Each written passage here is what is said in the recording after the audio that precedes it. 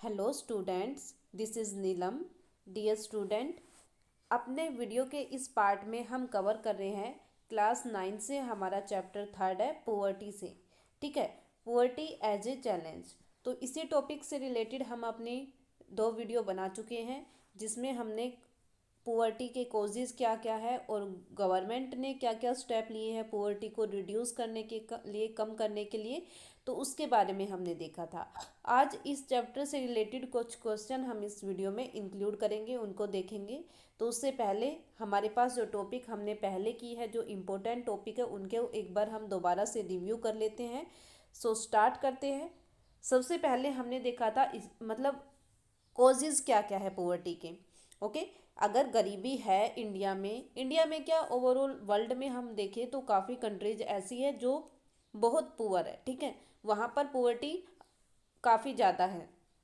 तो क्या क्या कॉजेज़ होते हैं पुअर्टी के, ओनली इंडिया में ही नहीं बल्कि पूरे वर्ल्ड लेवल पर हमें देखना है कि ऐसी कौन सी फैमिली या ऐसे कौन से पर्सन होंगे जो पुअर्टी की लाइन में बिलोंग करेंगे। तो उनके पास क्या क्या कॉजेज़ होते हैं, क्या क्या रीजन होते हैं पुअर्टी के, तो वो हमने देखनी है। तो सबसे पहले लैंडलेसनेस। ओके, मतलब जिस पर्सन के पास ज़मीन नहीं होती और ऊपर से उनके पास और कोई एम्प्लॉयमेंट भी नहीं होता और कोई जॉब भी नहीं होती करने के लिए।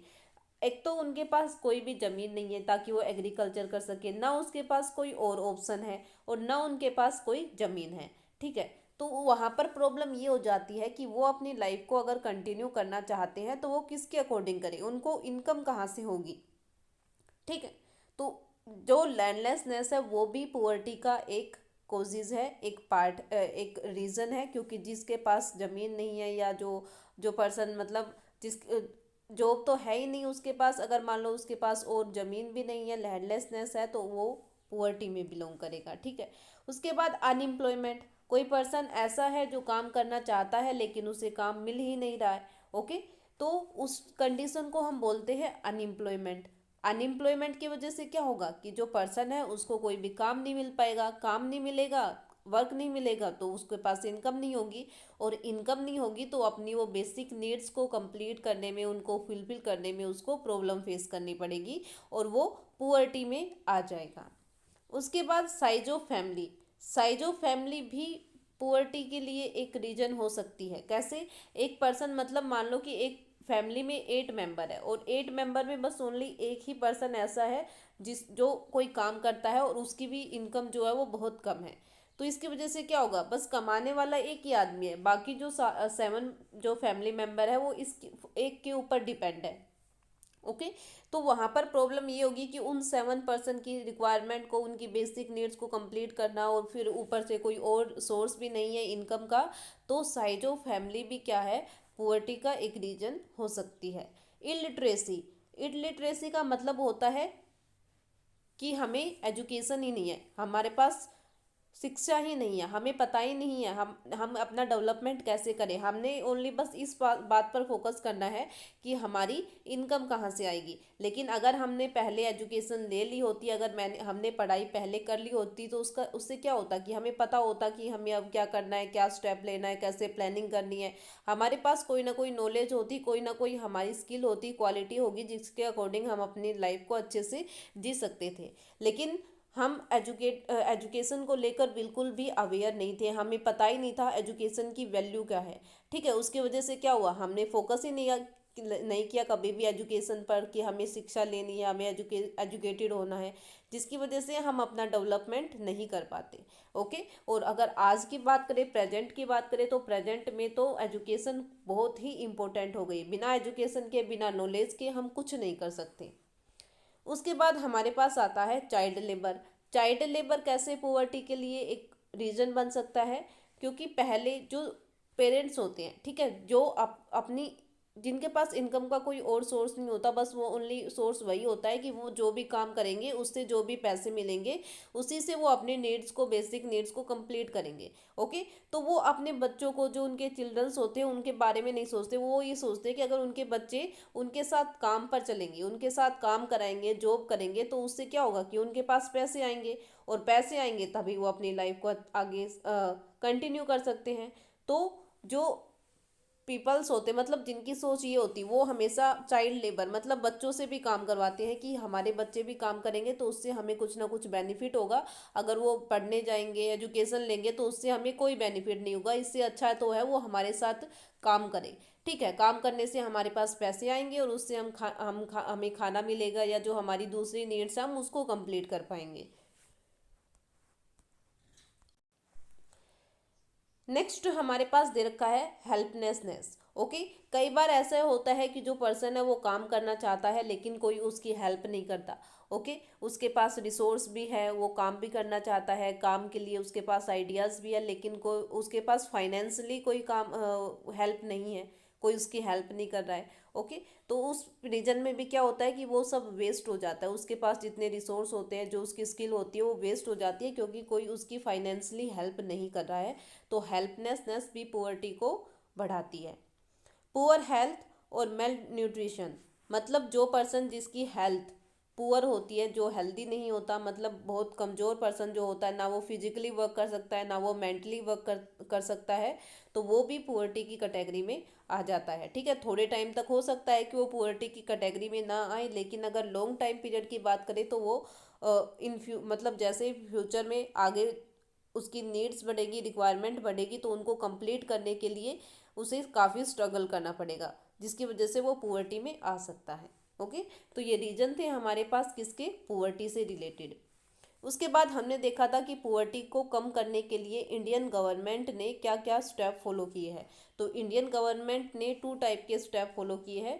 एक होते हैं डायरेक्ट, मतलब डायरेक्ट उनको इकोनॉमिक प्रमोशन, इकोनॉमिक मतलब डायरेक्ट उनकी फाइनेंशियली हेल्प करना, जो पुअर पर्सन होते हैं डायरेक्ट उनकी फाइनेंशियली हेल्प करना, मतलब जैसे किसी को पर मंथ 2000 रुपीज़ देना, या पर मंथ 3000 रुपीज़ देना, ताकि वो अपनी लाइफ को आगे आराम से, मतलब एक कम से कम इतनी उनकी हेल्प करना ताकि वो अपनी बेसिक नीड्स को कंप्लीट कर सके, या उन्हें कम रेट पर बिल्कुल लो प्राइस पर क्या प्रोवाइड कराना, फूड प्रोवाइड कराना, ताकि जो उनकी हेल्थ है वो थोड़ी सी इम्प्रूव हो सके। ये आता है डायरेक्ट हेल्प में। ठीक है, जब गवर्नमेंट उनकी डायरेक्ट हेल्प करती है, डायरेक्ट पुअर जो पुअर पर्सन होते हैं उनकी हेल्प करती है, तो वो डायरेक्ट एक्शन में आएगा। उसके बाद हमारे पास आता है कुछ प्रोग्राम और स्कीम बना दिए जाते हैं। ठीक है, गवर्नमेंट क्या करती है, कुछ प्रोग्राम और स्कीम बना देती है जिनको फॉलो करके पुअर्टी को कम किया जा सकता है। ओके, उन प्रोग्राम और उन स्कीम्स में क्या होता है, पहले से ही प्रोविजन होते हैं कि वो पुअर पर्सन के लिए होते हैं। पुअर पर्सन को वहाँ पर प्रेफरेंस मिलेगी। प्रेफरेंस मिलेगी मतलब कि जो भी काम होगा वो सबसे पहले, मतलब अगर एक पुअर पर्सन है तो उसको सबसे पहले वहाँ पर प्रेफरेंस मिलेगी कि उसको वो काम दिया जाएगा, ताकि वो उस काम को करके और उसके बाद में उससे रिलेटेड जो भी उसको बेनिफिट मिलना है, उस काम को करने के बदले में उसे जो पेमेंट मिलनी है उससे उसकी इनकम को बढ़ाया जा सके। ओके, तो वो होते हैं प्रोग्राम्स या स्कीम्स के बारे में। तो उन्हीं स्कीम्स के बारे में हमने देखा था, जैसे national rural employment guarantee act, NREGA था, कब आया था, 2005 में। ओके, और इसमें हमने क्या देखा था कि नरेगा के अकॉर्डिंग, ये नरेगा जो था वो विलेज लेवल पर वर्क कर रहा था, और विलेज लेवल पर वर्क करने के साथ साथ इसमें प्रोविजन था कि ये जो भी पर्सन नरेगा के अंडर रजिस्टर्ड होगा उसके उसको कम से कम कितने दिन के लिए काम मिलेगा, 100 डेज के लिए। ओके, 100 डेज के लिए, 100 दिन के लिए उसे मिनिमम काम जरूर देगी। कौन, नरेगा जो स्कीम थी उसके अकॉर्डिंग, और गवर्नमेंट का काम था कि उसको कम से कम 100 डेज के लिए एम्प्लॉयमेंट देना। ओके, उसके बाद अगर 100 डेज के लिए एम्प्लॉयमेंट नहीं मिल पाता, ठीक है, जैसे मान लो आज रजिस्ट्रेशन हुआ है, तो आज रजिस्ट्रेशन होने के 15 डेज के अंदर, 15 दिन के बाद, 15 दिन के अंदर अंदर उस पर्सन को जरूरी है कि एम्प्लॉयमेंट देना, उसको काम देना, उसको कोई जॉब देना। अगर जॉब नहीं मिल पाती तो उसके लिए उसे गवर्नमेंट क्या करेगी, एक अलाउंसेस देगी। ठीक है, जो अलाउंसेस है वो देगी, ताकि उसको पर मंथ कुछ ना कुछ पैसे देगी, ताकि वो अपनी लाइफ को, अपनी जो नीड्स है उनको कंप्लीट कर सके। ये था हमारे पास national rural employment guarantee act में, जो 2005 में आया था। उसके बाद हमने देखा था national food for work programme, NFWP। ये भी गवर्नमेंट द्वारा चलाई गई स्कीम थी, और 2004 में इसको इंट्रोड्यूस किया गया था। इसका काम भी यही था कि जो विलेज लेवल में जो पुअर्टी है उसको कम करना है। प्राइम मिनिस्टर रोजगार योजना, ये भी एक पुअर्टी को, एंटी पुअर्टी मतलब पुअर्टी को कम करने के लिए, रिड्यूस करने के लिए स्कीम थी, 1993 में स्टार्ट हुई थी। Rural employment guarantee programme, REGP, इसमें क्या है कि जो रूरल एरिया में जो पर्सन रह रहे, जिनके पास जॉब नहीं है, तो उनको पहले ट्रेनिंग दी जाती कि कैसे आप खुद का एक बिजनेस लगा सकते हो, खुद का एक स्मॉल स्केल यूनिट सेटअप कर सकते हो, और उसके बाद फिर वो दूसरे लोगों को एम्प्लॉयमेंट दे सकते हैं। तो ये 1995 में इंट्रोड्यूस हुई थी। स्वर्ण जयंती ग्राम स्वरोजगार योजना, मतलब इसमें फोकस किया गया था कि जो विलेज लेवल पर हर पब्लिक फैसिलिटी को इम्प्रूव करना और लोगों को प्रोवाइड कराना था। ये कब इंट्रोड्यूस हुई थी? 1999 में। प्रधानमंत्री ग्रामोदय योजना, तो ये भी जो विलेज होते थे, विलेज लेवल पर वर्क करेगी, और विलेज लेवल पर वहाँ के जो लोग हैं, वहाँ पर जो यूथ रह रहे हैं, उनको मोटिवेट करेगी ताकि वो खुद को इम्प्रूव कर सके, खुद में जो स्किल है उनका यूज करके एम्प्लॉयमेंट जनरेट कर सके। ये लॉन्च कब हुई थी? 2000 में। उसके बाद अंत्योदय अन्न योजना। अंत्योदय अन्न योजना के अकॉर्डिंग क्या था कि जो पुअरेस्ट टू पुअरेस्ट पर्सन थे, जो सबसे गरीब से गरीब फैमिली थी, उनको इसमें सिलेक्ट किया गया था। और फिर उनको क्या दिया गया था? उनको चावल, राइस और वीट, ठीक है, चावल और गेहूं दिए जाते थे, वो भी बिल्कुल लो प्राइस पर। चावल जो दिए जाते थे वो 3 रुपीज़ पर केजी, और जो वीट दिया जाता था वो 2 रुपीज़ पर केजी। ओके, तो ये किसके अकॉर्डिंग था? अंत्योदय अन्न योजना के अकॉर्डिंग। उसके बाद चैलेंजेस भी थे, इतने ज़्यादा प्रोग्राम आ गए, स्कीम्स आ गई, डायरेक्ट गवर्नमेंट हेल्प कर रही है पुअर लोगों की, फिर भी कुछ चैलेंजेस थे। और चैलेंजेस को कंप्लीट करने के लिए हमें क्या क्या स्टेप लेने चाहिए, कौन कौन से एक्शन लेने चाहिए, क्या क्या चैलेंजेस है जिनको ख़त्म करना चाहिए। तो अगर हमने पुअर्टी को रिड्यूस करना है तो उसके लिए स्टेप लेना पड़ेगा, और वो स्टेप ये नहीं है कि वो एकदम से ही हमें रिजल्ट दे देंगे। ठीक है, अगर आज हमने कोई स्कीम फॉलो किया, आज हमने कोई प्रोग्राम फॉलो किया है, तो उसका रिजल्ट हमें 10 से 15 साल बाद देखने को मिलेगा। ठीक है, तो मतलब आज हम अगर कुछ करेंगे पुअर्टी को ख़त्म करने के लिए, तो उसका रिजल्ट हमें 10 से 15 साल बाद देखने को मिलेगा। तो ये प्रोसेस काफ़ी लंबा होता है। अगर हमें पुअर्टी को रिड्यूस करना है, कम करना है, तो उसके लिए हमें इकोनॉमिक ग्रोथ को हाई करना पड़ेगा। जो एजुकेशन है, एलिमेंट्री एजुकेशन है, उसको फ्री करना पड़ेगा ताकि सभी लोग एजुकेटेड हो सके और अपने डेवलपमेंट के बारे में सोच सके। पॉपुलेशन ग्रोथ जो है उसको डेक्लाइन मतलब उसको कम करना पड़ेगा। पॉपुलेशन जो डे बाय डे इंक्रीज हो रही है उसको रोकना पड़ेगा। एम्पावरमेंट ऑफ वुमेन इंक्रीज करना पड़ेगा, मतलब जो वुमेन का जो एम्पावरमेंट है, वो जो सोसाइटी में अपने आप को डेवलप कर रही है, तो उसके बारे में, उसको इंक्रीज करने के बारे में, दूसरी जो वुमेन है उनको मोटिवेट करने के बारे में भी हमें स्टेप लेना पड़ेगा। तो ये सब स्टेप अगर हम फॉलो करेंगे तो हो सकता है 10 से 15 साल बाद हम पुअर्टी पर थोड़ा सा कंट्रोल कर सकें। उसके बाद इसी चैप्टर से रिलेटेड हमारे पास कुछ इंपॉर्टेंट क्वेश्चन है। कुछ क्वेश्चन तो हम कर चुके हैं, लेकिन और भी इंपॉर्टेंट क्वेश्चन है, तो ये क्वेश्चन भी आपको साथ के साथ अपनी नोटबुक में लिखने हैं। तो क्वेश्चन देखो, सबसे पहले व्हाट इज़ बीपीएल क्या होता है, या व्हाट इज़ पुअर्टी लाइन। तो बीपीएल के बारे में, in India the concept of poverty line is used as a measure of absolute poverty. Okay, तो पुअर्टी को मेज़र करने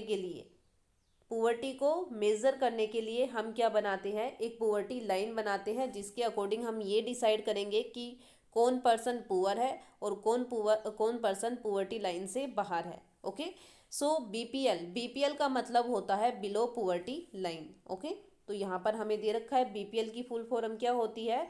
below poverty line. BPL is a line which demarcates the people who are living below the poverty line from those who are living above the poverty line। मतलब हम क्या करते हैं कि एक पर्टिकुलर एरिया में या पर्टिकुलर स्टेट में या पर्टिकुलर कंट्री में एक लेवल डिसाइड कर देते हैं। जैसे जो भी पर्सन, हमने लेवल डिसाइड, सपोज करके चलते हैं, हमने लेवल डिसाइड कर दिया कि जो भी पर्सन जिसकी भी इनकम 500 रुपये से कम होगी पर मंथ, जो होगी वो 500 रुपये से कम होगी, तो वो पर्सन क्या होगा? वो पुअर्टी लाइन में आएगा। ओके, अगर उसकी इनकम 500 रुपये, 500 रुपीज़ या 500 रुपीज़ से कम होगी, तो वो तो किस में लाई करेगा, बिलो पुअर्टी लाइन में। ओके, और जिसकी भी इनकम 500 रुपीज़ से अबोव होगी, ज़्यादा होगी, तो वो किस में आएगा, अबोव पुअर्टी लाइन में। ओके, तो ऐसे जो है हर गवर्नमेंट, हर कंट्री, हर स्टेट अपने अपने लेवल पर डिसाइड करता है कि कि हमारी पुअर्टी लाइन क्या होगी, और उस पुअर्टी लाइन के अकॉर्डिंग हम ये डिसाइड करेंगे कि बिलो पुअर्टी लाइन बीपीएल कितनी फैमिली है जिनकी जो बिलो पुअर्टी लाइन में लाई करती है।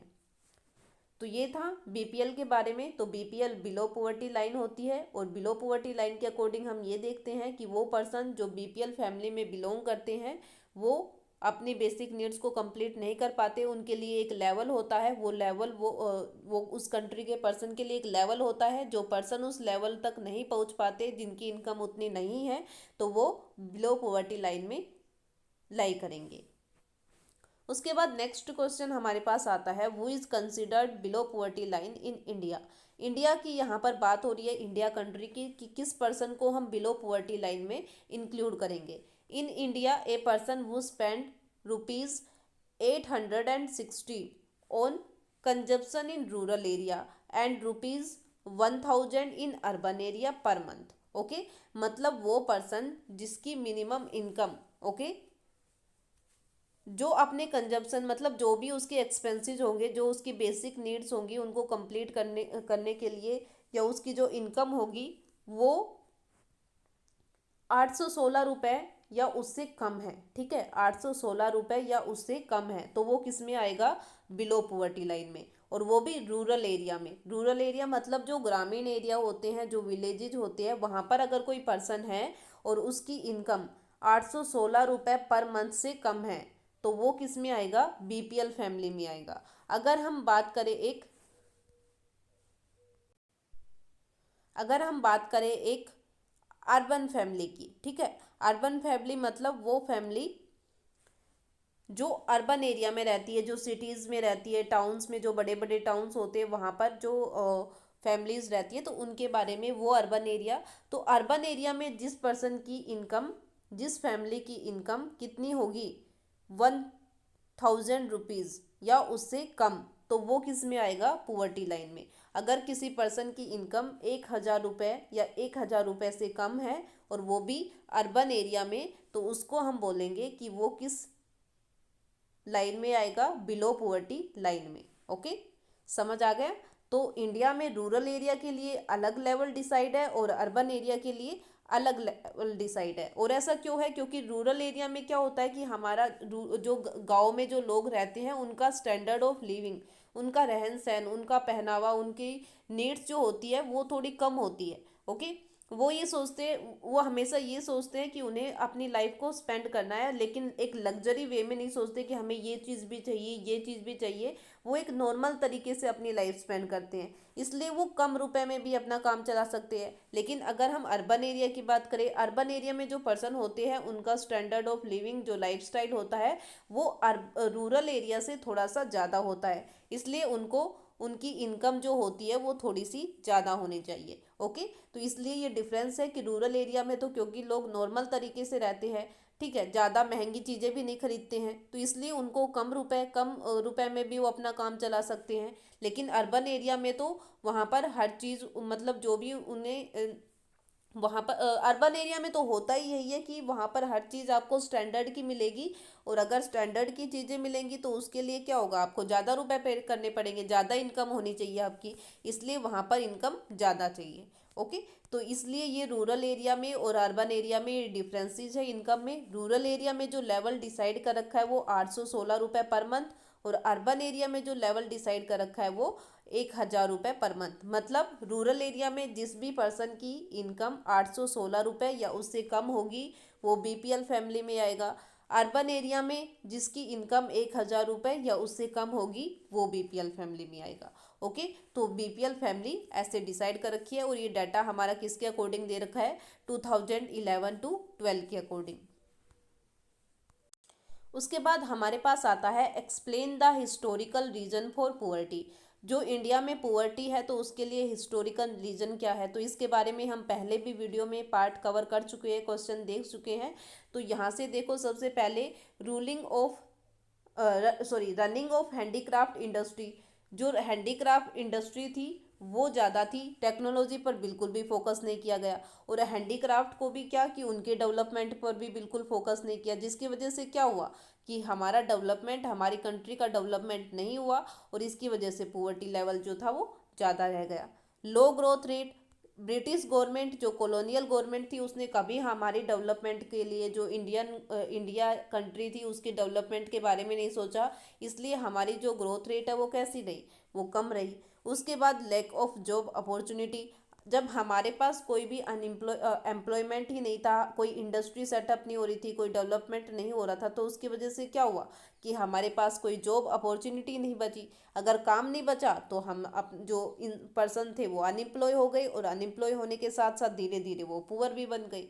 उसके बाद under development of agriculture, agriculture क्योंकि हमारी जो पूरी पॉपुलेशन है उसका 80% पार्ट, इंडिया की टोटल पॉपुलेशन का 80% पार्ट जो है वो किस पर डिपेंड है, एग्रीकल्चर पर डिपेंड है। लेकिन कभी भी एग्रीकल्चर को प्रमोट करना, एग्रीकल्चर के लिए नई चीज़ें, नई टेक्नोलॉजी, नई जो टेक्नोलॉजी से रिलेटेड बातें होती थी, जो न्यू चीज़ें आती थी, उनको कभी भी अडेप्ट ही नहीं किया गया हिस्टोरिकल टाइम में। तो उसकी वजह से क्या हुआ कि एग्रीकल्चर अंडर डेवलप्ड रह गई, जिसकी वजह से वहाँ पर जो एम्प्लॉयमेंट थे वो ज़्यादा जनरेट नहीं हो पाए।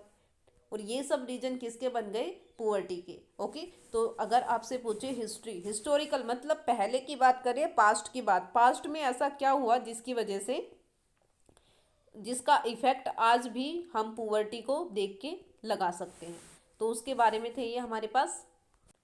नेक्स्ट हमारे पास आता है what are the non economic factor which are responsible for unemployment, मतलब ऐसे कौन कौन से नॉन इकोनॉमिक फैक्टर है जो अनएम्प्लॉयमेंट के लिए रिस्पॉन्सिबल है। यहाँ पर अनएम्प्लॉयमेंट वर्ड आया तो मैंने आपको पहले भी कई बार बताया है कि अनएम्प्लॉयमेंट का मतलब क्या होता है। अनएम्प्लॉयमेंट वो सिचुएशन होती है जिसमें किसी पर्सन के पास क्वालिटी भी होती है, क्वालिफिकेशन भी होती है, उसको नॉलेज भी होती है, उसके पास स्किल भी होती है, ठीक है, वो काम करना भी चाहता है, विलिंग पावर भी होती है, वो काम करना भी चाहता है, मतलब उसके पास किसी काम को करने से रिलेटेड हर चीज़ अवेलेबल है, लेकिन उसको कोई भी काम मिल ही नहीं रहा है, उसको कोई भी जॉब दे ही नहीं रहा है, उसको कोई जॉब मिल ही नहीं रही है, तो उस सिचुएशन को हम क्या बोलेंगे, अनएम्प्लॉयमेंट।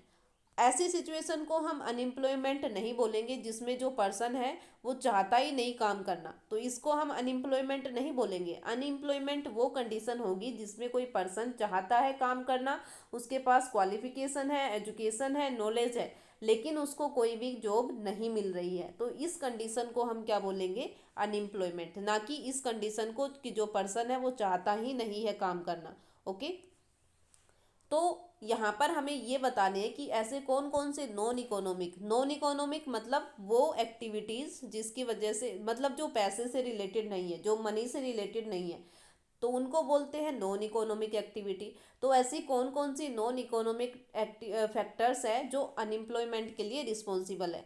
अगर अनएम्प्लॉयमेंट होगा तो उसकी वजह से क्या होगा, अगर किसी के पास जॉब नहीं होगी, अगर किसी के पास काम नहीं होगा तो उनकी इनकम नहीं होगी, और इनकम नहीं होगी तो वो एक टाइम बाद पुअर्टी लाइन में आ जाएंगे। तो हमें बताना है कि ऐसे कौन कौन से नॉन इकोनॉमिक फैक्टर है जो अनएम्प्लॉयमेंट के लिए रिस्पॉन्सिबल है। तो सबसे पहले हमारे पास आता है ओवर पॉपुलेशन। आप देखते रहे होंगे कि इंडिया में डे बाय डे हमारी जो पॉपुलेशन है वो बहुत ज़्यादा इंक्रीज हो रही है। अब पॉपुलेशन इंक्रीज होने की वजह से क्या हो रहा है, जो कि जो जॉब अपॉर्चुनिटी है वो बहुत ही कम हो गई है, कंपटीशन बहुत ज़्यादा इंक्रीज हो गया है। ओके, तो इसकी वजह से क्या हुआ कि लोग अनएम्प्लॉय हो रहे हैं। उसके बाद इलिटरेसी, लोगों को पता ही नहीं है, एजुकेशन से रिलेटेड उनको नॉलेज ही नहीं है, वो बहुत ही कम एजुकेटेड है, उनके पास एजुकेशनल नॉलेज कम है, लिटरेसी रेट उनकी बहुत कम है, उसकी वजह से भी उनको टेक्निकल या स्किल उनके पास नहीं है, जिसकी वजह से उनको कोई जॉब नहीं मिल पाती और वो अनएम्प्लॉयड रह जाते हैं। उसके बाद आउटडेटेड सोशल इंस्टीट्यूट, कुछ बातें ऐसी है आज भी इंडिया में, इंडिया की सोसाइटी में, कि हम जो ट्रेडिशनल बातें हैं, जो पहले जैसे कास्ट सिस्टम है, जॉइंट फैमिली सिस्टम है, वो अब भी चला आ रहा है। उसकी वजह से क्या है कि हमें अपने साथ साथ मतलब जो हमारी फैमिली है उसके ऊपर भी फोकस करना पड़ता है, हमारी सोसाइटी है उसके बारे में भी सोचना पड़ता है। मतलब हम अपने बारे में कम सोचते हैं और जो सोशल इश्यूज होते हैं, जो सोसाइटी है, जो फैमिलीज है उनके बारे में ज़्यादा सोचते हैं कि अगर हमने ऐसा किया तो सोसाइटी हमारे बारे में ये सोचेगी, हमारे बारे में ये सोचेगी। ओके, तो ऐसे क्या होगा कि हमारे ऊपर एक नेगेटिव इफेक्ट पड़ेगा और हम हमेशा ये सोचेंगे कि हमें सोसाइटी के अगेंस्ट नहीं जाना। ओके, तो ये रीज़न भी बन जाता है कई बार अनएम्प्लॉयमेंट का कि अगर हम ये काम करेंगे तो सोसाइटी के लोग ये सोचेंगे कि ये पता नहीं क्या कर रहा है, ये मतलब जो पहले इसकी फैमिली में नहीं हुआ ये अब उस वर्क को कर रहा है। ओके, कई बार ऐसा होता है कि जो पर्सन है मतलब मोस्टली ये देखा जाता है कास्ट सिस्टम जो है वो काफ़ी ज़्यादा चला हुआ है। ओके, तो कास्ट सिस्टम की वजह से भी कई बार जो पर्सन है उसको एम्प्लॉयमेंट नहीं मिल पाता, चाहे चाहे उसके पास से कितनी ही क्वालिफिकेशन क्यों ना हो। ओके, तो ये सोशल इश्यूज है जिसकी वजह से पर्सन जो है वो अनएम्प्लॉयमेंट का शिकार हो जाता है, उसको काम नहीं मिल पाता। अगर काम नहीं मिलेगा तो उसके पास इनकम नहीं होगी, और इनकम नहीं होगी तो वो कब तक लंबे टाइम तक अपनी लाइफ को सरवाइव नहीं कर पाएगा और पुअर्टी लेवल में बिलोंग करेगा वो। उसके बाद हमारे पास पुअर्टी एलिवेशन प्रोग्राम्स थे। ठीक है, मैंने आपको मेथड्स बताए थे, तो मेथड्स में हमने देखा था कि गवर्नमेंट क्या करती है, एक तो डायरेक्टली जो पुअर पर्सन है उनकी हेल्प करती है और एक इनडायरेक्टली उनकी हेल्प करती है। ओके, तो डायरेक्टली में क्या कर दिया कि उनको जैसे लोन दे दिया, या और कोई लैंड रिफॉर्म दे दिया, मतलब जो दोबारा से जो ज़मीन है उसको कम रेट पर उनको प्रोवाइड कराना, या इनकम रिडिस्ट्रीब्यूशन, उनको फाइनेंशियली कोई हेल्प कर दी। उसके बाद इनडायरेक्ट मेथड में हमने देखे थे कि जैसे मनरेगा बना दिया, जो नरेगा थी वो PMRY बना दी, AAY बना दी। तो ऐसे करके काफ़ी प्रोग्राम और स्कीम चली हुई थी। उन स्कीम के अकॉर्डिंग क्या था कि इन स्कीम को फॉलो करके जो पुअर्टी लेवल है किसी पर्टिकुलर एरिया में, वहाँ के लोगों को काम देना। काम देने के बाद क्या होगा कि वो खुद एम्प्लॉयमेंट जनरेट करेंगे और जिसकी वजह से पुअर्टी लेवल जो होगा वो कम हो जाएगा। तो ये था हमारा आज का टॉपिक, जिसमें हमने इस चैप्टर से रिलेटेड जो इम्पोर्टेंट क्वेश्चन थे उनको इंक्लूड किया, और पुअर्टी के बारे में, कैसे पुअर्टी इंक्रीज हो रही है, गवर्नमेंट ने क्या स्टेप लिए है पुअर्टी को डिक्रीज करने के लिए, चैलेंजेस क्या है, हमें क्या क्या करना पड़ेगा पुअर्टी को कम करने के लिए। और इसी चैप्टर से रिलेटेड कुछ क्वेश्चन को हमने अपनी वीडियो की इस टॉपिक में, इस पार्ट में कवर किया है। ओके, तो ये क्वेश्चन आपको अपनी नोटबुक में राइट डाउन करने हैं और इनको अच्छे से समझना है। अगर किसी भी क्वेश्चन में कोई प्रॉब्लम है, कुछ समझ नहीं आया, तो आप वो मेरे साथ डिस्कस कर सकते हो। सो आई होप आपको ये टॉपिक और ये वीडियो में कंटेंट अच्छे से समझ आए। Thank you.